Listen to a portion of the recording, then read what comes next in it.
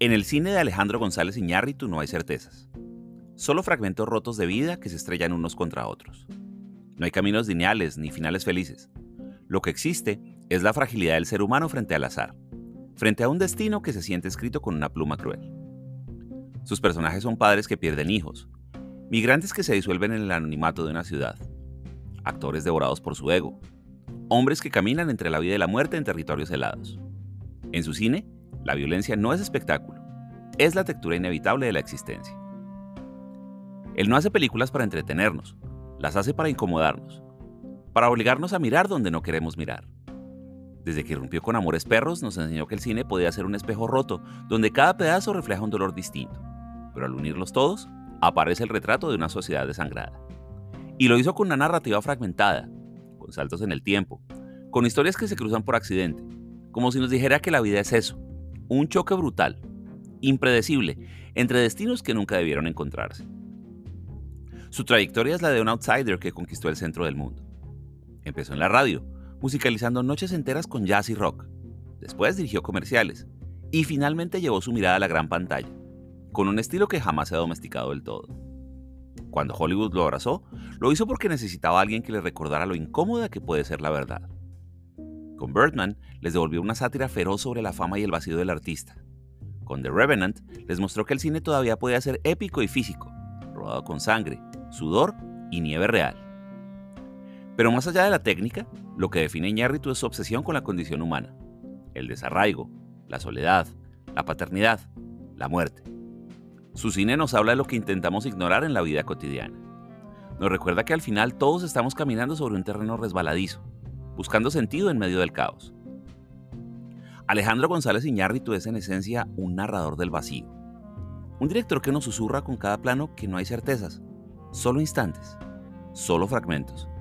Y que el cine, en sus manos, se convierte en un mapa de esos fragmentos. Un lugar donde lo bello y lo brutal conviven sin reconciliación posible. Antes de ser cineasta, Alejandro González Iñárritu fue un contador de historias a través de la música. En los años 80, cuando la radio aún era un territorio mítico, él se convirtió en una de las voces más influyentes de WFM, la estación que marcó a toda una generación en México. Ahí programaba a David Bowie, Peter Gabriel, Talking Heads, y al mismo tiempo diseñaba atmósferas que iban mucho más allá de la simple transmisión de canciones. Eran programas con narrativa propia, casi cine sin imágenes. Esa experiencia le dio algo que pocas escuelas de cine pueden enseñar: la intuición del ritmo, la capacidad de mezclar emociones, de entender que la cultura pop podía dialogar con la filosofía y con la vida cotidiana. Era un joven obsesionado con la música y la literatura, que empezó a escribir, a imaginar relatos mientras las guitarras eléctricas y los sintetizadores sonaban de fondo. El cine todavía parecía un horizonte lejano, pero él ya estaba aprendiendo a construir mundos sonoros, a manejar silencios, a crear atmósferas. Y en paralelo, empezaba a dirigir comerciales. No era un paso menor. La publicidad le dio las herramientas técnicas, la práctica de trabajar con cámaras, luces y equipos grandes. Le enseñó a contar historias condensadas en segundos, a crear impacto inmediato. A mediados de los 90, después de viajar y estudiar en los Estados Unidos, encontró su propio territorio, el guión y la dirección del cine. Y no lo hizo de forma tímida. Desde el inicio, buscó romper estructuras, abrazar el caos narrativo y llevarlo a la pantalla grande. Antes de su primera película, ya estaba convencido de que no quería ser un director tradicional. Su ambición era clara: contar historias fragmentadas, crueles, profundamente humanas, pero con un estilo visual y sonoro que no se pareciera a nada visto en el cine mexicano de entonces. En esa etapa germinal, Alejandro González Iñárritu era todavía el DJ, el hombre de la radio, el director de comerciales, pero también el artista que comenzaba a sentir que todo eso no era suficiente, que necesitaba un lenguaje más vasto, más poderoso. Ese lenguaje inevitablemente iba a ser el cine. El año 2000 marcó un antes y un después en el cine latinoamericano. Con Amores Perros, Iñárritu no solo debutó en la dirección de largometrajes, detonó una bomba narrativa que sacudió al cine mundial. De pronto, desde México salió una película feroz, urbana, visceral, que desafiaba la complacencia de las pantallas. La estructura fragmentada, 3 historias entrelazadas por un accidente de tránsito, no era un capricho estético, era una declaración de principios. La vida está hecha de choques, de encuentros que nadie planea y que sin embargo marcan destinos. Todos esos destinos orbitando alrededor del azar, como satélites que colisionan en un mismo punto. El realismo sucio de la Ciudad de México se volvió un personaje más. No era el México folclórico ni turístico que el cine a veces vende al extranjero. Era un México caótico, desigual, lleno de perros que pelean por sobrevivir, literal y metafóricamente. La crudeza de las peleas caninas, que generaron polémica mundial, servía como metáfora brutal de una sociedad que se devora a sí misma. La colaboración con Guillermo Arriaga fue esencial en este primer golpe maestro. El guión, afilado como navaja, se combinó con la dirección enérgica de Iñárritu para crear un lenguaje nuevo. No era casualidad que muchos críticos lo llamaran el Pulp Fiction mexicano, aunque en realidad Amores Perros tenía una herida más abierta, menos estilizada y más sanguinolenta. El impacto fue inmediato. Cannes, un premio BAFTA, una nominación al Oscar como mejor película extranjera. Pero más allá de los reconocimientos, lo que hizo Amores Perros fue abrir la puerta para que el cine mexicano volviera a estar en el mapa, junto a nombres como Alfonso Cuarón y Guillermo del Toro. De pronto, había una generación de cineastas mexicanos conquistando el mundo. Y en el centro de esa revolución estaba Iñárritu, con una primera película que no parecía un debut, sino la obra de un director ya maduro, rabioso y sin miedo a incomodar. Desde ese punto su carrera ya no tendría marcha atrás. Amores Perros no fue solo el inicio, fue el manifiesto de lo que vendría. Historias fragmentadas, personajes al límite, violencia como lenguaje y una cámara que nunca se detiene frente al dolor humano. Después de irrumpir con una primera película que parecía imposible de superar, Iñárritu y Guillermo Arriaga decidieron expandir su experimento narrativo. Lo que empezó como un golpe aislado se transformó en un proyecto mayor, una trilogía no oficial que giraba en torno a la muerte, el azar y la imposibilidad de redención. La segunda pieza fue 21 gramos. Ahora, en territorio estadounidense con Sean Penn, Naomi Watts y Benicio del Toro, Iñárritu se atrevió a llevar su estructura fragmentada al extremo. La película estaba armada como un rompecabezas, donde el espectador debía ordenar las piezas de una tragedia. Un accidente de auto, un trasplante de corazón, 3 vidas entrelazadas en un destino devastador. El título aludía al supuesto peso del alma, 21 gramos, pero lo que la cinta nos dejaba sentir era el peso insoportable de la culpa, el duelo y la venganza. Allí Iñárritu probó que su estilo no dependía de un escenario local. Podía filmar en otro idioma, en otro país, con actores de Hollywood, y seguir siendo igual de brutal y poético. Luego vino Babel, la culminación de este tríptico. Más ambiciosa que nunca, la historia tejió un mosaico de 4 países, Marruecos, México, Japón y Estados Unidos, unidos por un solo disparo accidental. El filme ponía en evidencia la incomunicación en un mundo globalizado, donde las barreras del lenguaje, la cultura y el poder generan tragedias inevitables. Brad Pitt y Cate Blanchett en el desierto, una niñera mexicana atrapada en la frontera, una adolescente sorda en Tokio buscando ser vista. Cada línea narrativa mostraba la soledad universal disfrazada de diversidad cultural. Babel también fue el fin de la alianza entre Iñárritu y Arriaga. La tensión creativa explotó públicamente. Mientras Arriaga reclamaba el reconocimiento como autor de las historias, Iñárritu defendía la dirección como el acto definitivo de creación. El conflicto marcó el cierre de esa trilogía de la muerte que había redefinido el cine contemporáneo. Historias fragmentadas, personajes quebrados y la certeza de que la muerte siempre acecha, sin importar el continente. Con estas 3 películas, Iñárritu se consolidó como un autor mundial. Su cine había dejado de ser un fenómeno mexicano para convertirse en una voz global. Y sin embargo, esa voz seguía obsesionada con lo mismo, la fragilidad del ser humano, atrapado en un laberinto de azar y fatalidad. Con Babel, Alejandro González Iñárritu había dejado claro que no era un director mexicano en el sentido geográfico, sino un cineasta universal. Sus historias podían suceder en Ciudad de México, en el desierto de Marruecos o en las calles de Tokio, y siempre apuntaban al mismo lugar, la vulnerabilidad humana frente al azar. A partir de ahí, Hollywood dejó de verlo como un outsider prometedor y empezó a tratarlo como a un autor indispensable. Lo interesante de todo esto es que Iñárritu nunca se americanizó. Él nunca buscó integrarse a los moldes narrativos de la industria. Al contrario, fue la industria la que tuvo que adaptarse a él. Su estética fragmentada, sus tiempos dilatados, su obsesión con los personajes al borde de la destrucción se convirtieron en parte de la conversación global sobre el cine. Mientras otros directores latinos optaban por fórmulas más digeribles, digamos, él insistió en el riesgo, en la incomodidad, en hacer películas que obligaran al espectador a mirar el dolor de frente. Los grandes estudios lo respaldaron, porque su cine ya tenía un peso cultural innegable. En festivales como Cannes, Venecia y San Sebastián, ya era recibido como un autor consagrado, y en los premios Oscar, su nombre empezaba a sonar con fuerza. Lo notable es que, aunque Hollywood lo abrazaba, sus películas nunca se sentían complacientes, eran puñetazos envueltos en imágenes hipnóticas. El paso de la trilogía a sus siguientes proyectos fue entonces menos un salto que una expansión. Iñárritu había demostrado que podía hablar de cualquier geografía y cualquier idioma, pero siempre con la misma intensidad. El mundo se había vuelto su escenario, y Hollywood, con todos sus recursos, sería apenas otra plataforma para seguir explorando sus obsesiones. Era el momento de dejar atrás las narrativas fragmentadas y buscar nuevas formas de contar el vacío humano. Y esa búsqueda lo llevaría primero a la crudeza íntima de Beautiful, y más tarde a reinventar el propio lenguaje cinematográfico con Birdman y The Revenant. En 2010, Alejandro González Iñárritu dejó atrás las narrativas múltiples y fragmentadas para adentrarse en un relato lineal, íntimo y profundamente doloroso, Beautiful. Fue su primera película sin Guillermo Arriaga, y también la confirmación de que podía sostener una historia desde un único personaje sin perder densidad ni complejidad. El elegido fue Javier Bardem, en una de las interpretaciones más intensas de su carrera. Su personaje, Uxbal, es un hombre que vive en los márgenes de Barcelona. Negocia con inmigrantes ilegales, cría a sus hijos en condiciones precarias y de pronto recibe la noticia de que tiene un cáncer terminal. Desde ese momento, la película se convierte en una cuenta regresiva hacia la muerte, narrada con una sensibilidad brutal. Beautiful no es solo un drama personal, es también un retrato de la cara oculta de Europa.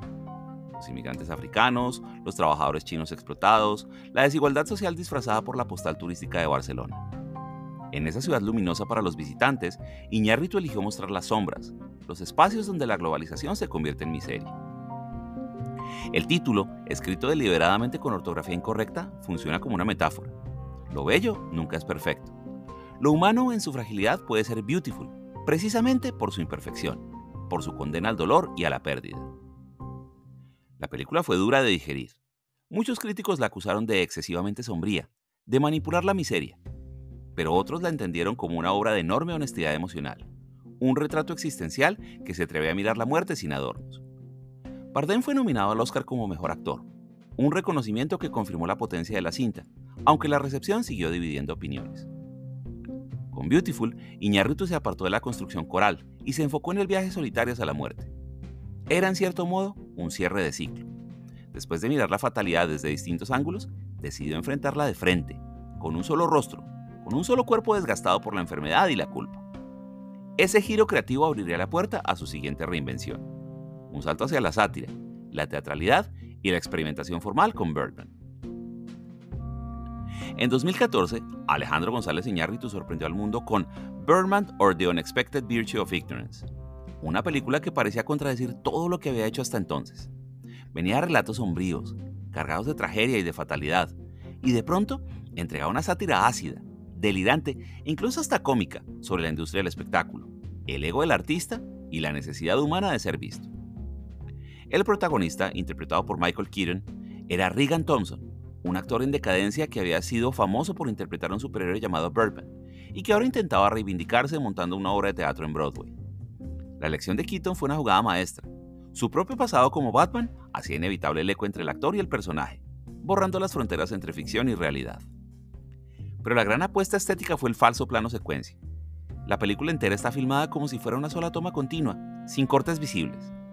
Esto no era un truco vacío, sino un recurso que reflejaba la ansiedad del protagonista, atrapado en un flujo constante de pensamientos, inseguridades y presiones. El espectador no tenía escapatoria, estaba encerrado con él en el laberinto del teatro, de la fama, del fracaso. Birdman era también una crítica feroz a la cultura del espectáculo. El cine de superhéroes, las redes sociales, la prensa amarillista, el narcisismo de los actores, todo era puesto en la balanza y ridiculizado. Y al mismo tiempo, era una exploración profunda sobre el arte y el ego. ¿Por qué alguien se expone en un escenario? ¿Qué significa ser relevante? ¿Es la fama una bendición o una maldición? El resultado fue apoteósico. La película arrasó en los Oscar. Mejor película, mejor director, mejor guión original y mejor fotografía para Emanuel El Chivo Lubezki. Era la consagración definitiva de Iñárritu en Hollywood, y lo curioso es que lo logró riéndose de Hollywood mismo. Con Birdman, Iñárritu dejó atrás el tono sombrío de Beautiful para abrazar el absurdo y la sátira, pero sin abandonar sus obsesiones. La fragilidad del ser humano, la búsqueda desesperada de sentido, la inevitable compañía de la soledad. Solo que esta vez, en lugar de mostrarnos un callejón oscuro, lo hizo a través del neón de Broadway y la voz interior de un superhéroe caído en desgracia. Ese triunfo le abrió la puerta a un nuevo desafío, quizás el más extremo de su carrera, llevar el cine de supervivencia a un nivel visceral y físico con The Revenant. En 2015, apenas un año después del triunfo de Birdman, Iñárritu presentó The Revenant y con ella demostró que su ambición no conocía límites. Si antes había encerrado al espectador en un teatro neoyorquino, ahora lo arrojaba a paisajes helados y salvajes de América del Norte, donde la naturaleza no era un escenario, sino un enemigo despiadado. Inspirada en la historia real de Hugh Glass, un cazador de pieles que en 1823 fue atacado por un oso y abandonado por sus compañeros en una expedición de la Rocky Mountain Fur Company, la película se convirtió en un experimento extremo de rodaje.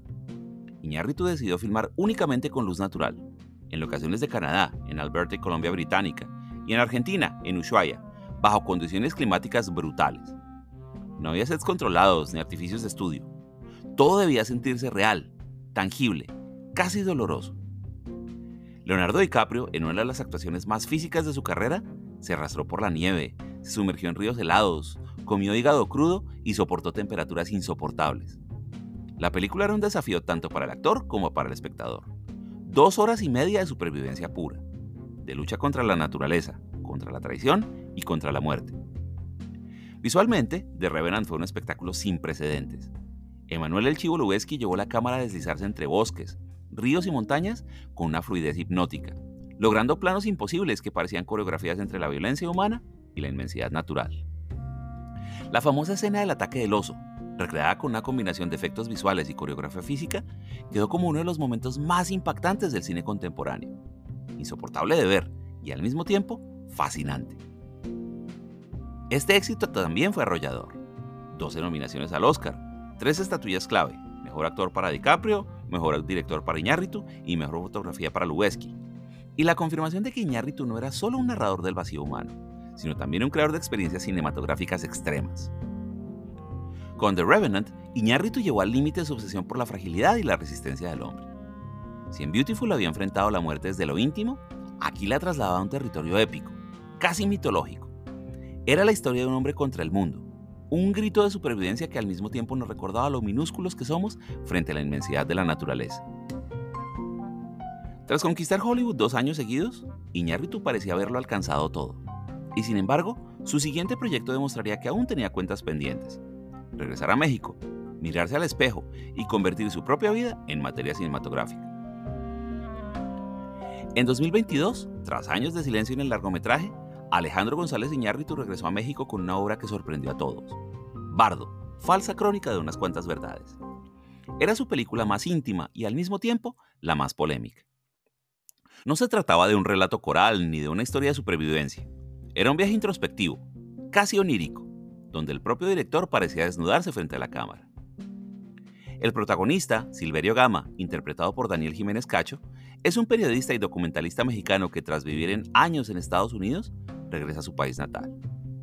Lo que sigue no es una narración lineal, sino un caleidoscopio de recuerdos, fantasías, culpas y reflexiones. Escenas que van desde una cesárea convertida en delirio hasta conversaciones con un Cortés fantasmagórico, pasando por la recreación de la matanza de Tlatelolco o un baile desmesurado en Los Ángeles. Con Bardo, Iñárritu se enfrentó directamente a sí mismo. El tema del exilio, la identidad mexicana, la dificultad de pertenecer a 2 mundos, el peso del ego y de la memoria, todo estaba ahí, disfrazado de ficción, pero impregnado de confesión. La reacción fue ferozmente dividida. Estrenada en Venecia, la cinta recibió críticas que la tachaban de excesiva, egocéntrica, autocomplaciente. Otros la defendieron como una obra maestra arriesgada, un espejo incómodo de lo que significa ser migrante, artista, padre y ciudadano de un país marcado por la violencia. Netflix apostó fuerte por ella, dándole distribución global, lo que amplificó tanto el entusiasmo como el rechazo. Más allá de la polémica, Bardo demostró que Iñárritu no estaba interesado en complacer ni en repetir fórmulas. Después de conquistar Hollywood con historias de supervivencia y sátiras mordaces, él decidió volver al origen, mirar hacia adentro y exponer su propio laberinto interior. En esa honestidad brutal radica la fuerza de la película. No es perfecta, pero es profundamente humana, porque habla de las contradicciones que todos llevamos, magnificadas por la lupa de un cineasta que nunca dejó de ser incómodo.